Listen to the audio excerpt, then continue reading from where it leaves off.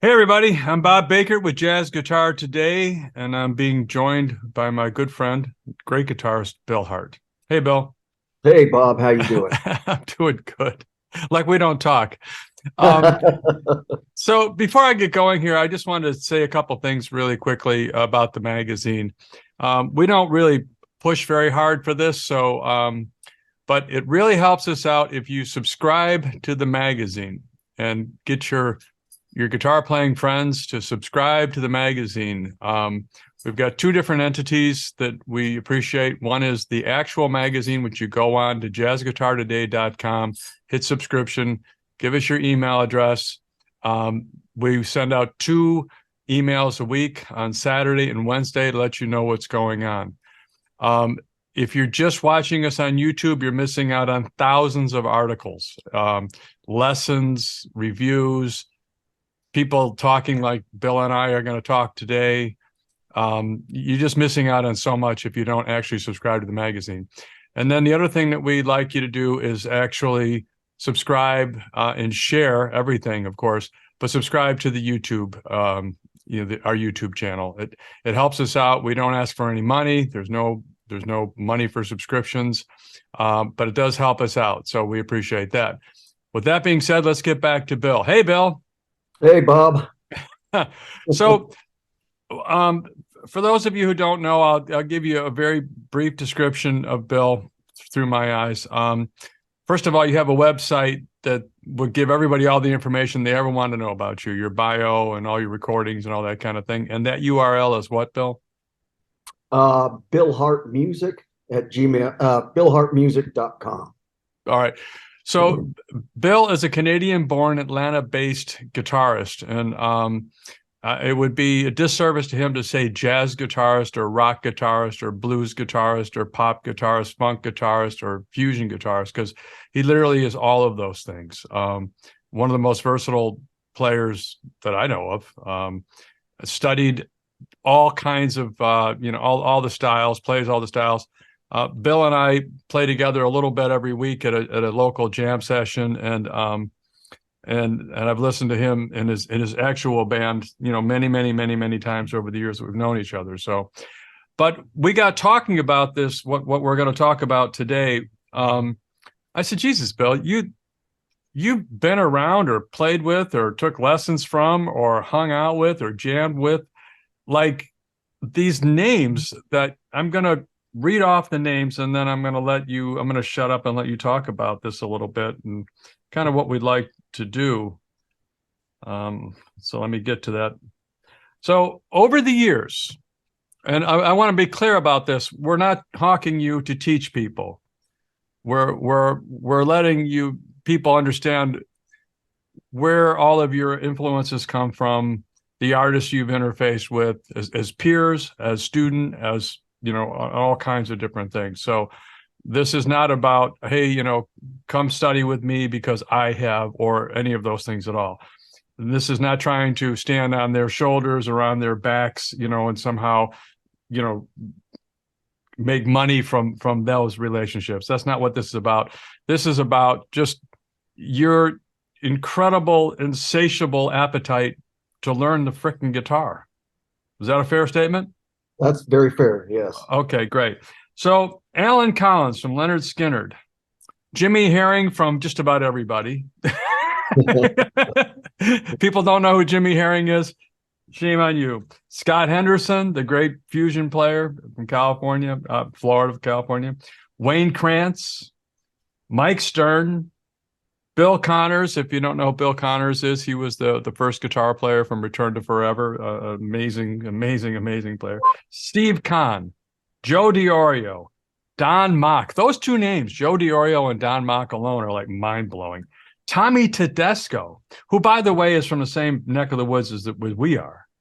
He's originally from our, Buffalo, and you're from across the bridge. Grand Island. Yeah. Joe Pass, Alan Holdsworth. Oh my God. Robin Ford, Larry Carlton, Carlos Santana, Jonathan Kreisberg, our good buddy, Frank Gambale, Ted Green, God, Sean Lane, Paul Gilbert, Jason Jason Becker ups and what's the last one here? The phone isn't, and Steve Lynch. That is a lot of unbelievable people that you've interfaced with over the years. You want to just talk about that a little bit? Okay, well, some of them I've actually taken lessons from, and a lot of them I've just became really good friends with over the years being in the business.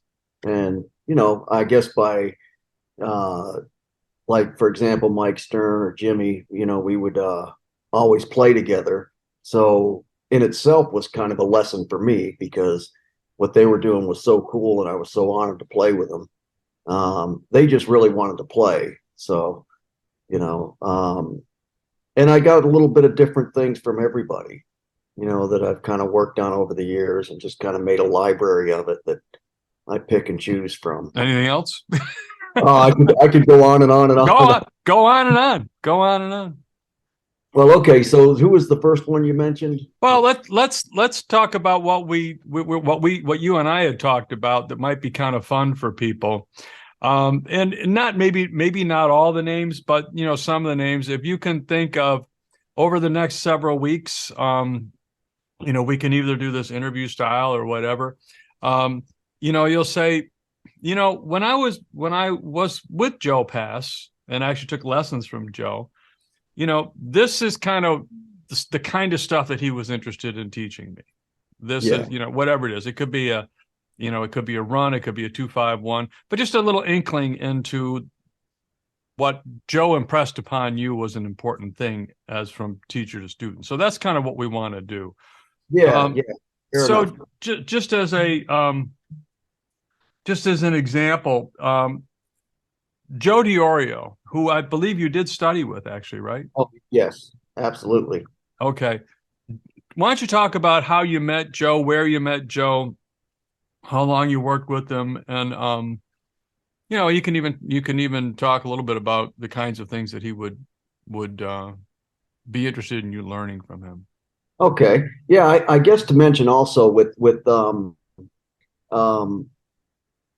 I guess studying under a lot of these guys is kind of an understatement because a lot of it that I got out of most of these guys was not so much, you can get 100 books on what scales to play over what chord.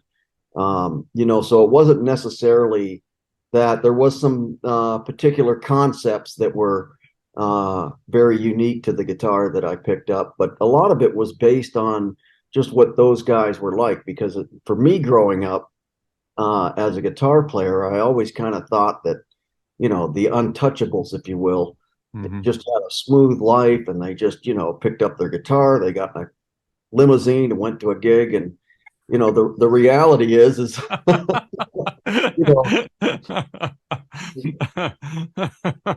Oh yeah.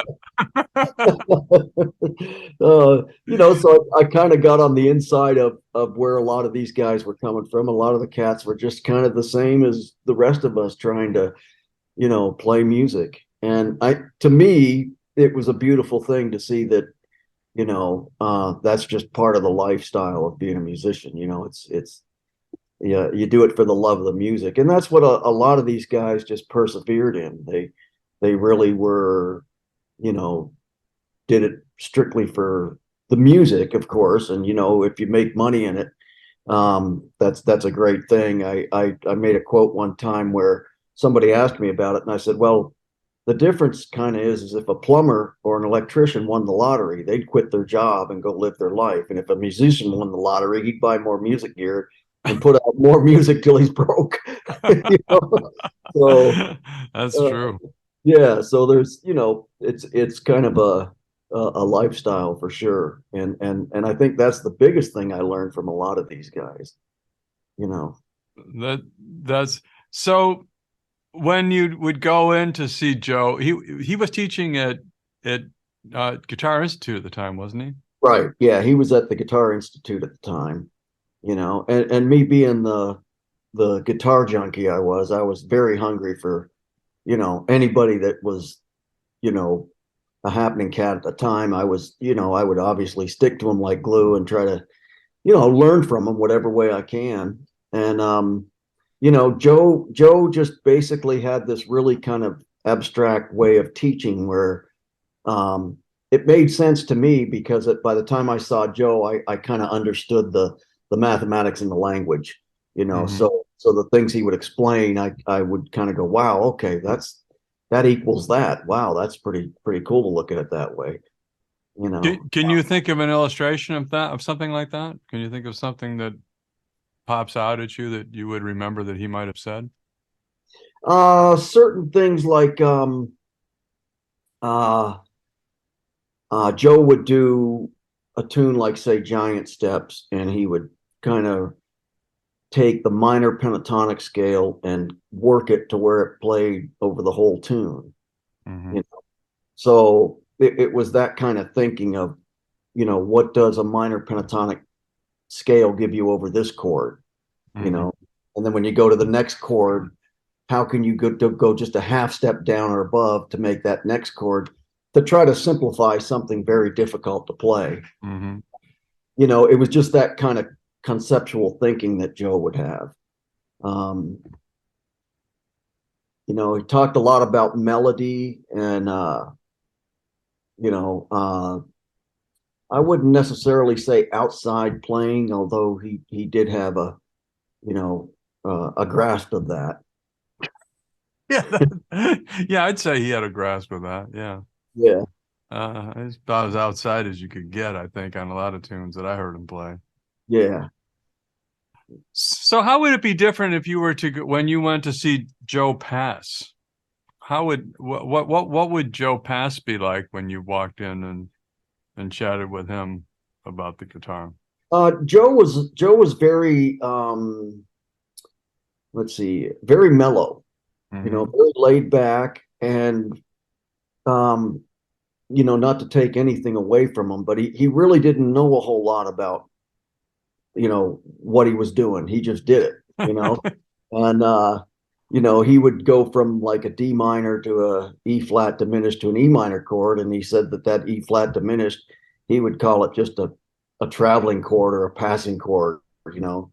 Um, Sometimes he would say, "I just do this thing," So I don't know. He just was gifted in the way of just being able to, put the chords and the melody together.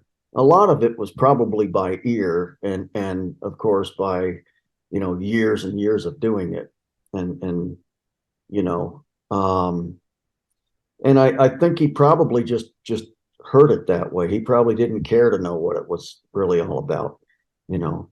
Not to say that he was not Right.